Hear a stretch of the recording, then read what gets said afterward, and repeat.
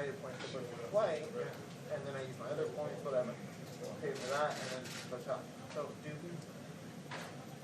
we added a bunch of stuff after that. You know, I did a tour and the cruise and the thing. We did all these other things. But if we had just done that, it would have been food only. It was really good. It's the best way to do it.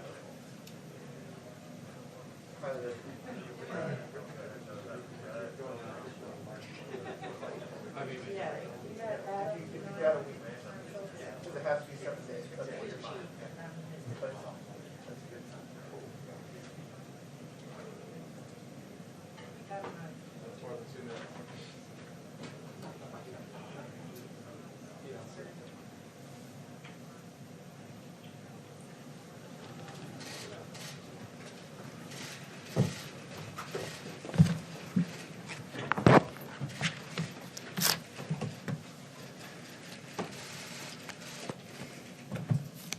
Good evening, everyone. Thank you for joining us on this historic day. It's an honor to be here with all of you. When the President asked me to serve in this role, we talked about the importance of bringing truth and transparency back to the briefing room. And he asked me to ensure we are communicating about the policies across the Biden-Harris administration and the work his team is doing every single day on behalf of all American people. There will be times when we see things differently in this room, among all of us. That's okay. That's part of our democracy, and rebuilding trust with the American people will be central to our focus in the press office and in the White House every single day. So we had a very busy and active day today, as you all know, but I wanted to take a moment to go through the 15 executive actions, or highlights of them, I should say, and some of the steps that the President asked agencies to take today. You should have all received copies of the executive orders as well as the accompanying fact sheets, but I want to take this moment to highlight them for the American public who are watching at home.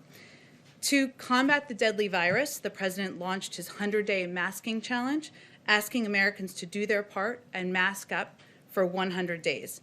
He's doing his part as well, issuing a mask mandate that will require anyone visiting a federal building or federal land or using certain modes of public transportation to wear a mask. He signed an executive order reversing Trump's decision to withdraw from the World Health Organization. This will strengthen our own efforts to get the pandemic under control by improving global health.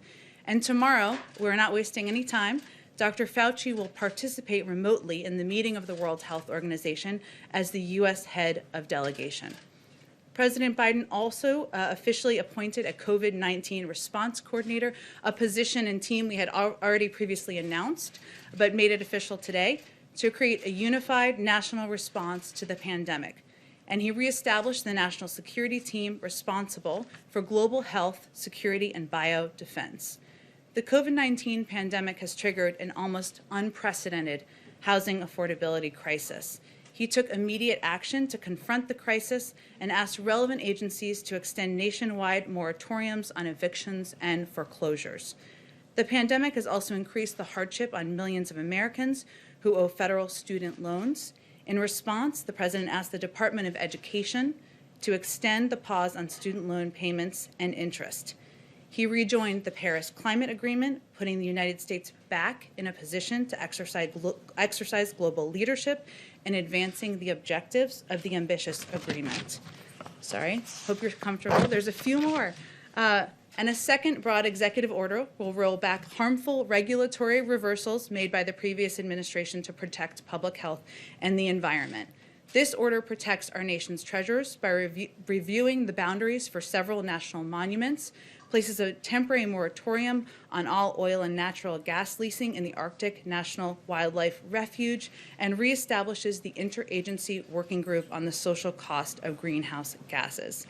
He also launched a whole-of-government effort to advance racial equity and root out systemic racism from federal programs and institutions. He directed the Secretary of Homeland Security, in consultation with the Attorney General, to take all appropriate actions to preserve and fortify DACA, which provides temporary relief from deportation to Dreamers, young people who were brought to this country as children. The President also put an end to the Muslim ban a policy rooted in religious animus and xenophobia.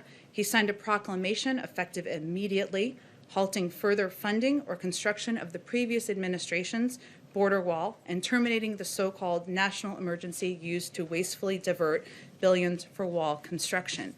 Also today, President Biden sent an immigration bill to Congress. The U.S. Citizenship Act modernizes our immigration system. It provides hardworking people who've enriched our communities and lived here for decades an opportunity to earn citizenship.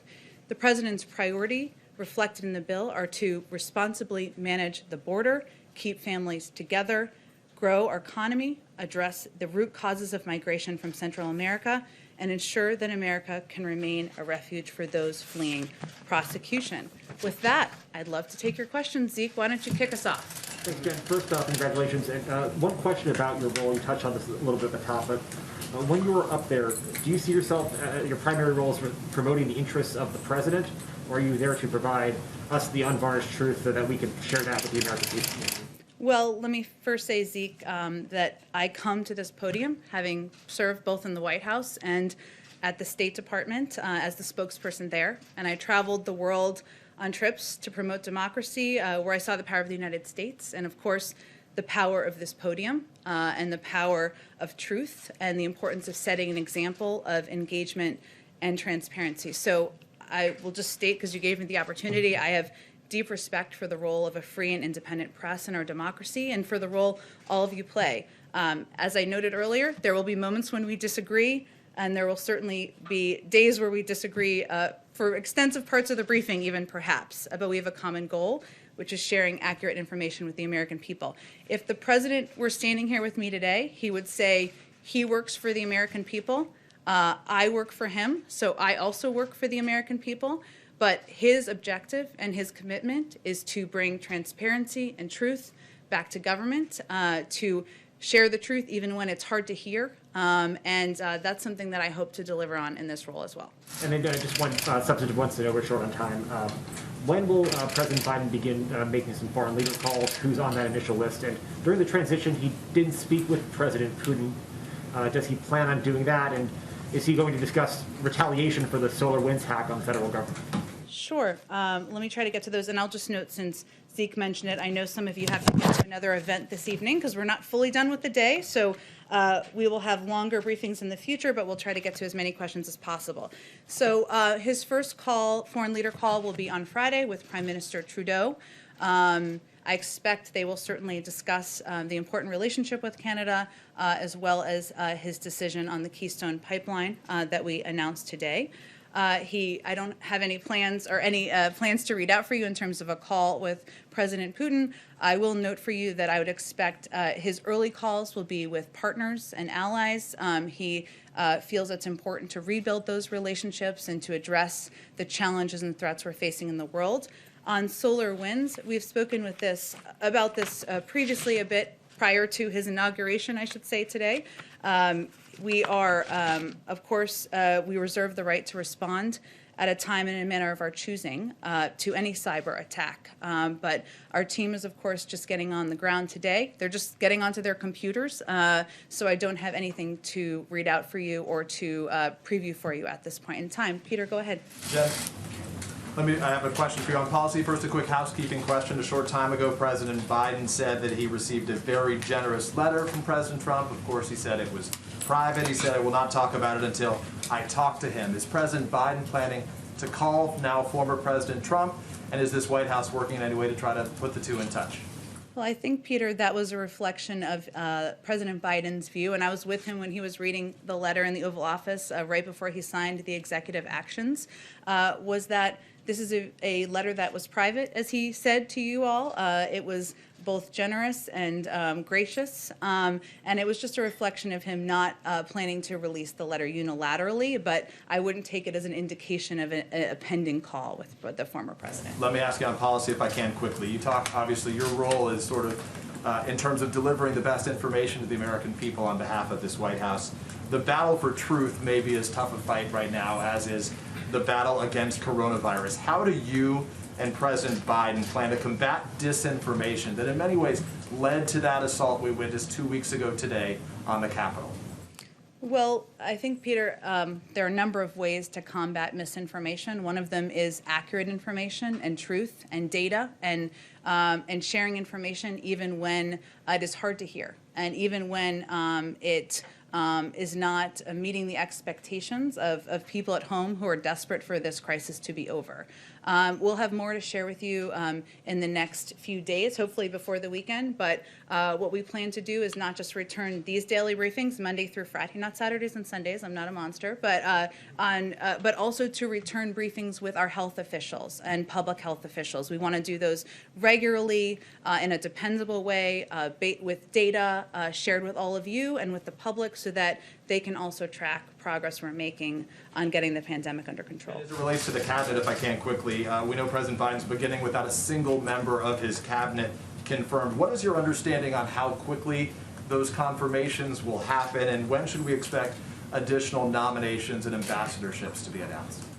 Well, Peter, the desire to get his cabinet in place and get his team confirmed is front and center for the president. It is an issue, a topic he discussed with members of Congress from both the Republican and Democratic Party today during the course of the day and the course of events. I think as we were coming out here, Avril Haines should be on her way to confirmation. I don't know if it's officially happened yet, but she's on her way.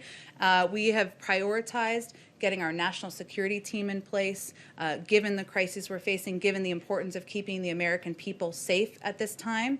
But we are eager for those to move forward quickly in the coming days. Ideally tomorrow, by Friday, we'd like to move them quickly. It's something that he is raising in his conversations, as we all are with members of Congress and their teams. Thank you. Thank you. Karen. Jen, has President Biden invited congressional leaders to sit down and talk about the COVID relief measure that he introduced?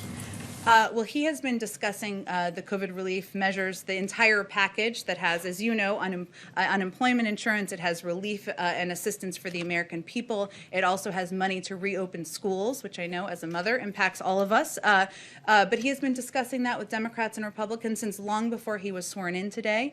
Today was a day where he had conversations about working together in terms of getting his team in place, on his agenda moving forward. But I expect he will be picking up the phone in the coming days and having more of those conversations. In terms of when he will meet in person, I will say soon, and we hope to have more of an update on that for you soon as well. Do you expect him to play in those negotiations? There was a lot of comments today about his familiarity with the Senate. How involved will he be in that process? He will be quite involved. The issue that he wakes up every day focused on is getting the pandemic under control. The issue he goes to bed every night focused on is getting the pandemic under control.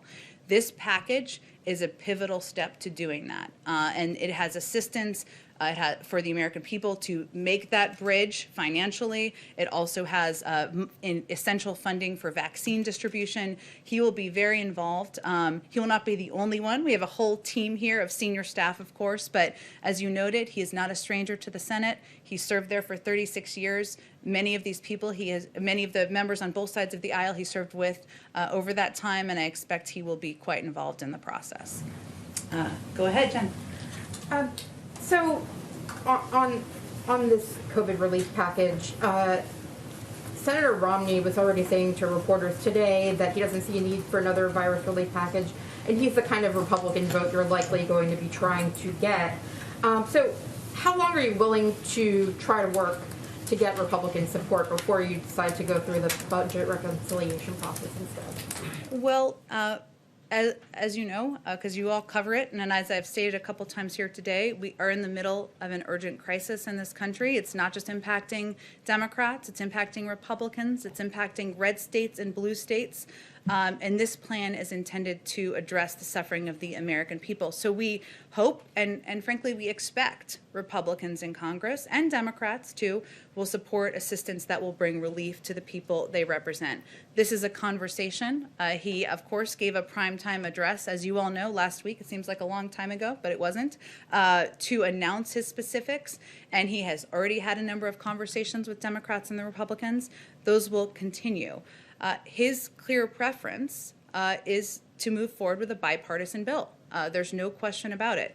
But we are also not going to take any tools off the table for how the House and Senate can get this urgent package done. So we are only less than a day has he been president of the United States, but he's going to continue to work with members of both parties to get it done. Francesca, go ahead. Thank you, Jen. I do have a question about reopening schools, but I just want to pick up where she left off on that and note that Republicans, including Lindsey Graham, who's expected to be the Senate Budget Committee ranking member, have already said that the price tag on the president's proposal is too high for them. So is there any wiggle room on that number, and has he already begun negotiations with Mitch McConnell? Well, first, the package wasn't designed with the number 1.9 trillion as a starting point. It was designed with the components that were necessary to give people the relief they needed. So what's challenging is, what are you going to cut? Are you going to cut funding for vaccinations? Are you going to cut funding for unemployment insurance? Are you going to cut funding for reopening schools? But it was laid out as his proposal based on recommendations from economists, recommendations from health experts, and as you've also seen, there have been also an outpouring of support from everyone from Bernie Sanders to the Chamber of Commerce for the package and the components in it. But this is a discussion, it's a conversation, and he is no stranger to the process of bill making. So we're at the beginning of the process, and as we continue, there'll be conversations with members of both parties of what will be in a final package. And rarely does it look exactly like the initial package that is proposed. With regards to reopening schools, what level of vaccination in teachers or students or level of testing does the administration think would be appropriate in order to meet the target date that the president has set? This is a great question, and as I noted at the beginning, and as a mom myself, I want to know all the details as well. We're going to have more to share from our health experts in the coming days, and I will venture to get them in here to give you all a briefing on the specifics, but we really want to lean into them on their expertise on that front. Go ahead. I'll come right to you right next. Go ahead. President Biden promised to end all new oil and gas leasing on federal lands when he was a candidate. The order that you just mentioned that he signed today was much narrower than that. It's a temporary moratorium, and it only applies to ANWR. And there's some debate about whether he has the legal flexibility to even follow through with his full promise. Does the administration still have that commitment today to We end do, that leasing? and the leases will be reviewed by our team. We just have only been in office for less than a day now, and I will just, since you gave me the opportunity, just also confirm for all of you, all of our executive actions that we released today were reviewed by the career staff at the OLC. We went through that process in advance of releasing them. That took a great deal of work from our policy teams, but that was a vital part of the process for us as well. Talk a little bit just about the kind of the preparations for getting the White House ready and safe for the new president. It's been reported that you did $500,000 worth of deep cleaning. Could you talk about the measures that you took to ensure that the president is safe? Well, I would refer you to the General Services Administration, who oversees any steps like that. What I can speak to, if it's of interest, of the steps we're all taking to make sure that we are safe, he is safe, you are all safe. Those include daily testing when we're in the White House. It includes wearing N95 masks. I wore it out, of course, here today, and will continue to do that.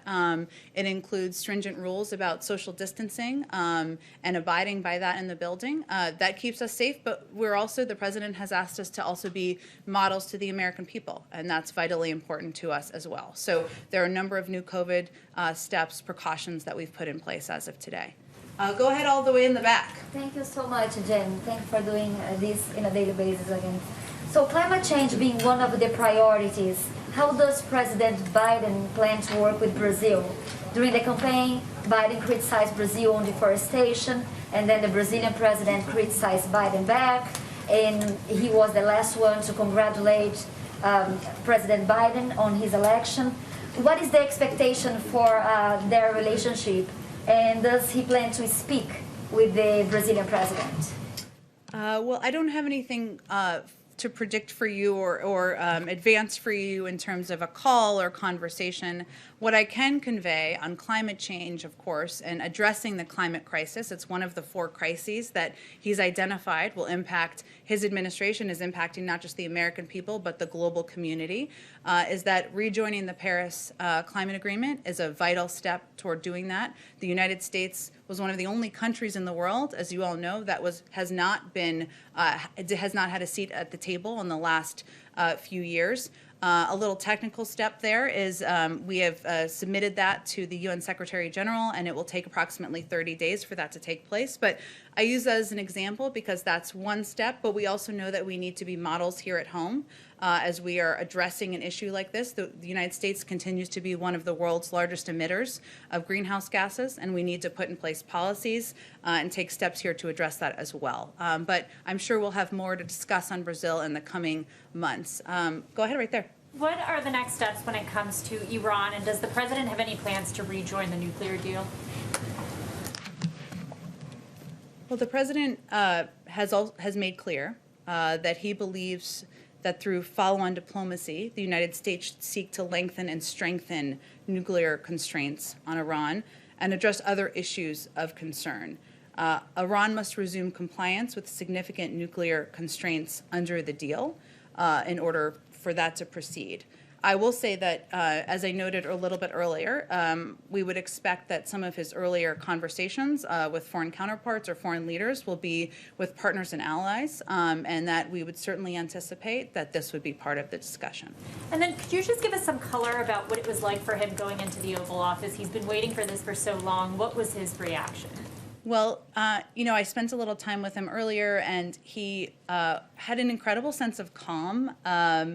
And a sense of some joy, of course. He spent the day with his family and his grandchildren and his children, and that always has an impact, I think. He also said he felt like he was coming home. Remember, he spent 8 years here as the vice president, playing an important role as a partner to President Obama. And, that was the emotion that overtook him today. He's also eager to get to work. He was asking questions about policy and COVID and what's next. And that also reflects his desire to roll up his sleeves and get going. Let's see. I'm sorry, I told you I was going to ask you. I just skipped over you. Go ahead. Right. I'll take it now. So if President Biden wants a theme of his presidency to be unifying the country, does he think that Nancy Pelosi and Chuck Schumer should drop a potentially divisive Senate impeachment trial?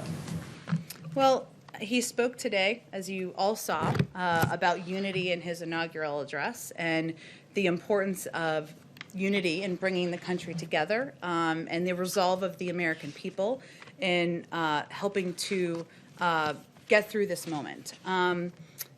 We are confident, though, that just like the American people can, the Senate can also multitask, and they can do their constitutional duty while continuing to conduct the business of the American people. And his view is that the way to bring the country together is to address the problems we're facing.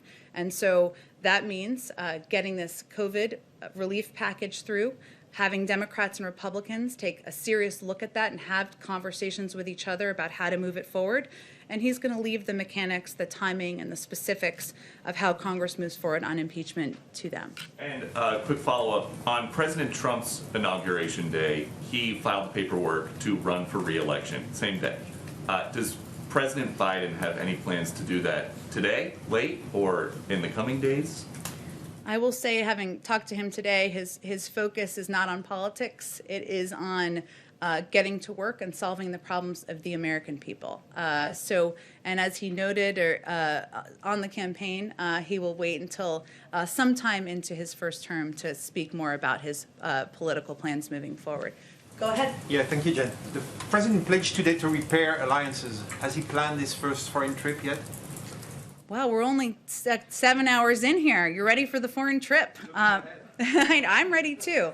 I don't have any details on a foreign trip to lay out for you at this point in time. Hopefully we will at some point in time. Go ahead all the way in the back.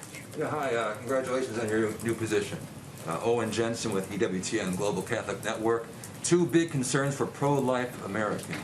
The Hyde Amendment, which of course keeps taxpayer dollars, as you know, from paying for abortions, Medicaid abortions, and the Mexico City policy, which under the previous administration they expanded to keep tax dollars from overseas paying for abortions. So what is President Biden planning on doing on those two items right now? Well, I think we'll have more to say on the Mexico City policy in the coming days. But I will just take the opportunity to remind all of you that he is a devout Catholic and somebody who attends church regularly. He started his day attending church with his family this morning, but I don't have anything more for you on that.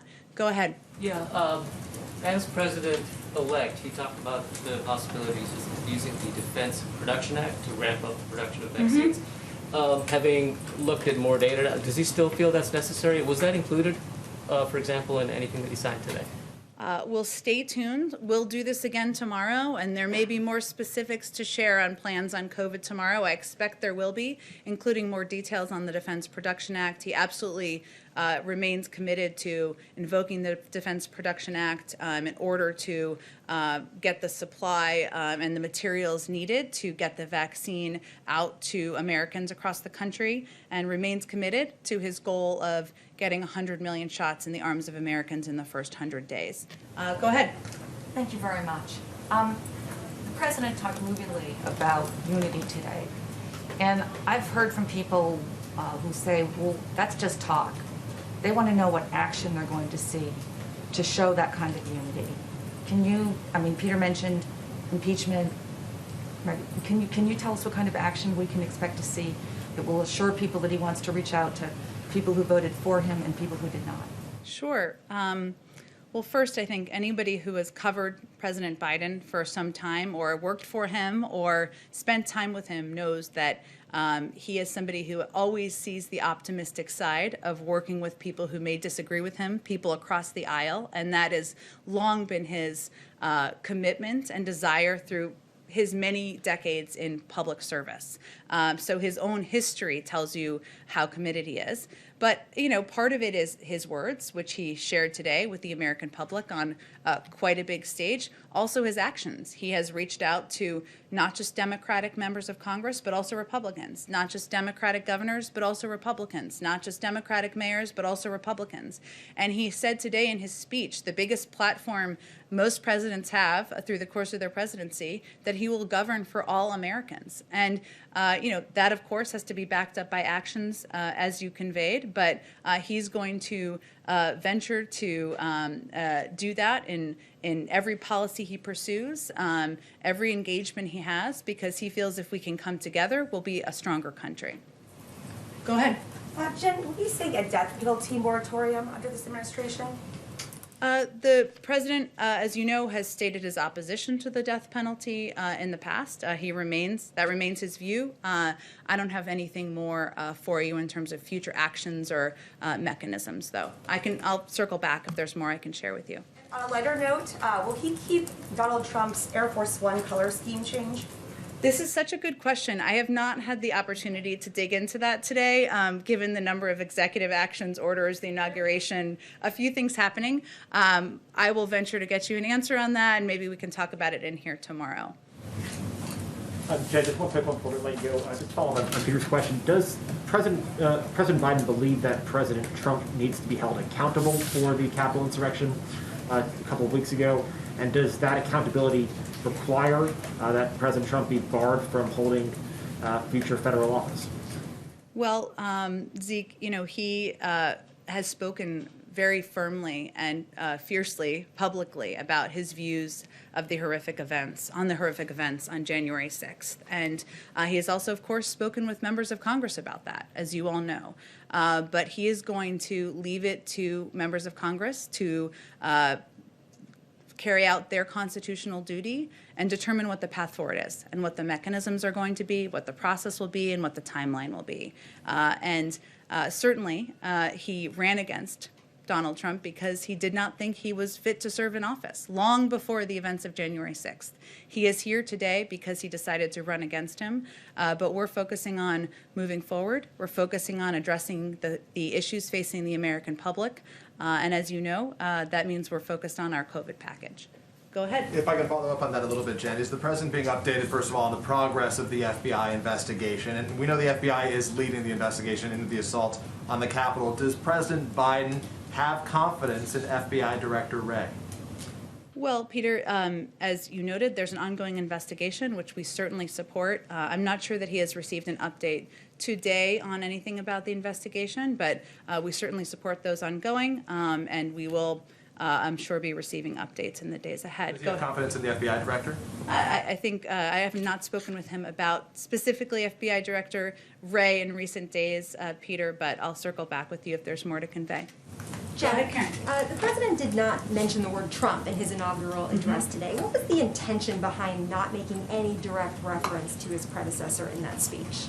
Well, I think the intention was to make the speech not about any individual, elected official, any current president, former president, but make it about the American people and the moment we're facing in history right now, the struggles that millions of Americans are facing who don't have jobs, the fear people have about the health of their grandparents and their cousins and their brothers, and to make it more about the strength of the American people when they come together, and not about any individual. But as you saw in his speech, it was forward-looking. It was not meant to look back on the past. Go ahead.